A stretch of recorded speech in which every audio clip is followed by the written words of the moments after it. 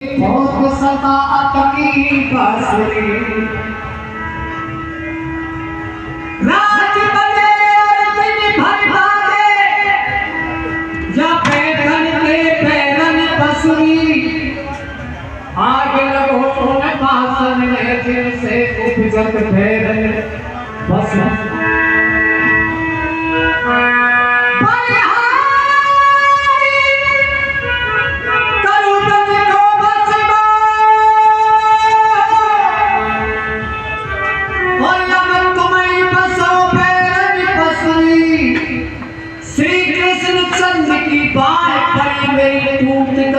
Bansuri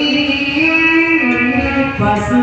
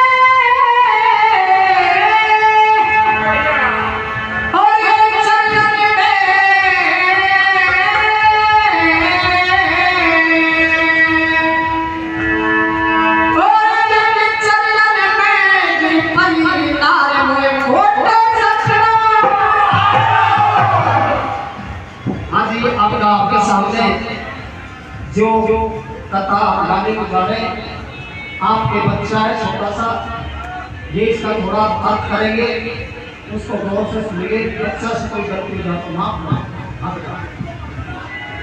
hello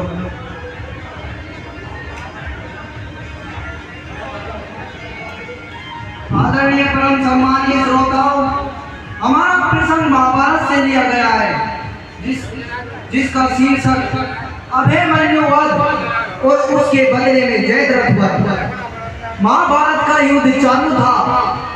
Bhishma पिता हस्तिनापुर की निष्ठा के लिए बाणों की सैया पर विराजमान थे और उधर गुरु द्रोण को कौरव सेना के लिए नियुक्त कर दिया गया।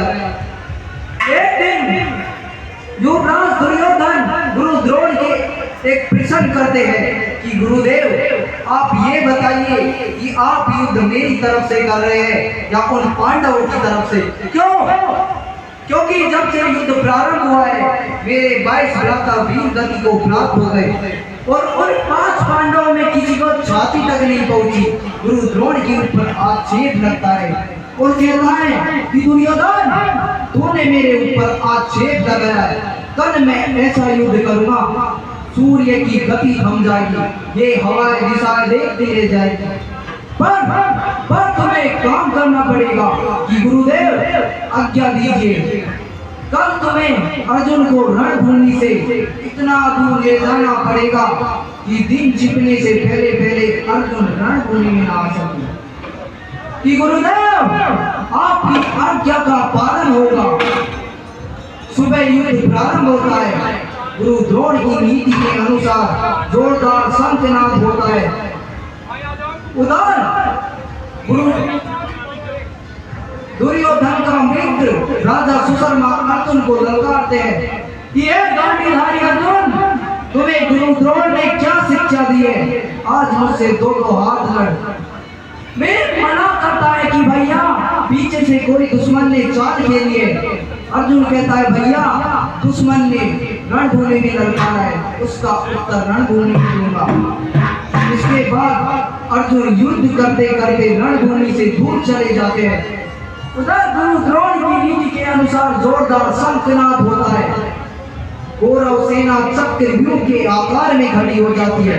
इस दृश्य को देखकर धर्मराज युधिष्ठिर घबरा जाते हैं और सोचते हैं आज पांडवों में से कोई जीवित नहीं बचेगा।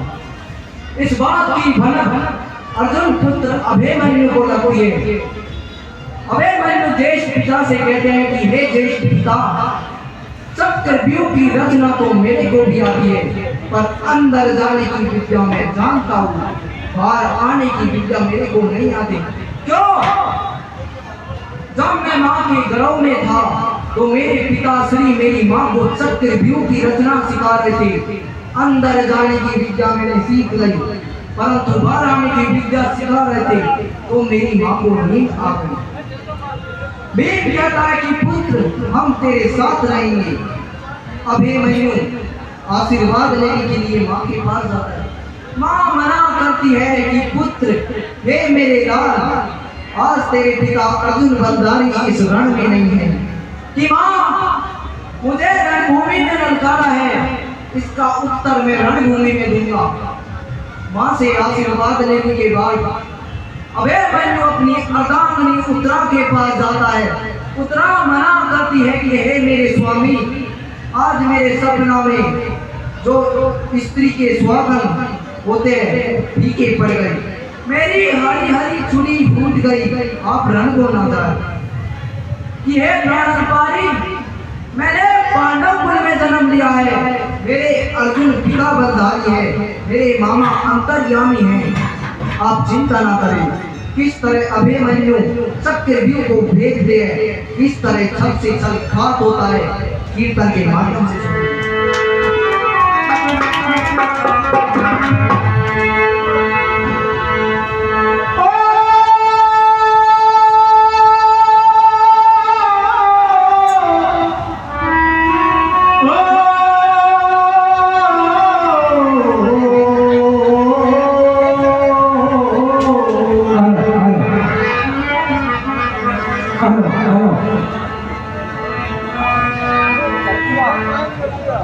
प्रीतम से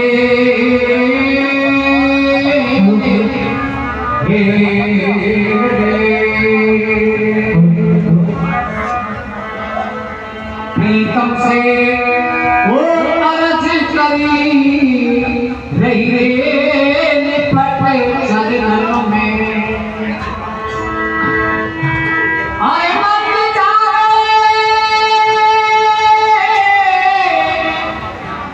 प्यारन असिगुन भये भवन में, मेरी माथे की छूटी गई और फीकी पड़ गई हाथन मेहंदी, कजरा की रेखा टूट गई और हर सी चुड़िया फूट गई।